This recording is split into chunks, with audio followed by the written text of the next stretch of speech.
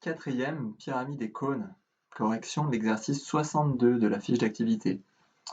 Donc, on vous donne une figure et on vous dit, dans un cône de révolution de rayon 6 cm, donc dans le cône qui est là, et de hauteur 10 cm, d'accord, on creuse, c'est-à-dire on enlève un cône de même base, d'accord, hein, et de profondeur, donc c'est la hauteur qui est là, hein, on va descendre de 4 cm, et donc on vous demande de calculer la valeur exacte du volume en centimètres cubes du solide restant, c'est-à-dire le grand cône auquel on a enlevé le petit cône, d'accord? On a creusé, donc on a enlevé.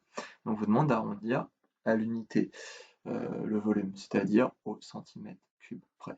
Donc on va déjà calculer le grand cône, ok? Donc V égale 1/3 de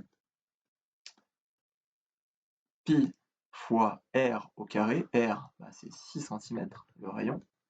Donc 6 au carré, fois la hauteur c'est 10 cm. Voilà, on prend sa calculatrice et on obtient une valeur exacte, 120 pi centimètres cubes. D'accord? Ensuite, on va calculer le volume du petit cône, c'est-à-dire de ce qu'on va enlever, de ce qu'on creuse.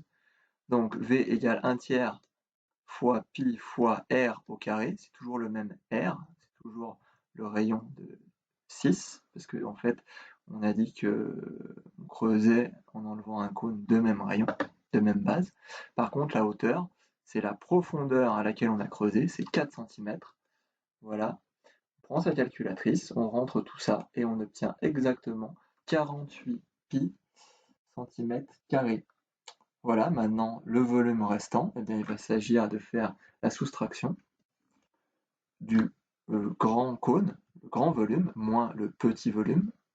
Là, ils ont mis c'est-à-dire, mais on n'a pas à mettre c'est-à-dire, on met égal, on s'en fout. Donc 120 pi moins 48 pi, ce qui nous fait exactement 72 pi. Et une valeur approchée à l'unité près, 226 cm carrés. 226 cm cubes. Voilà.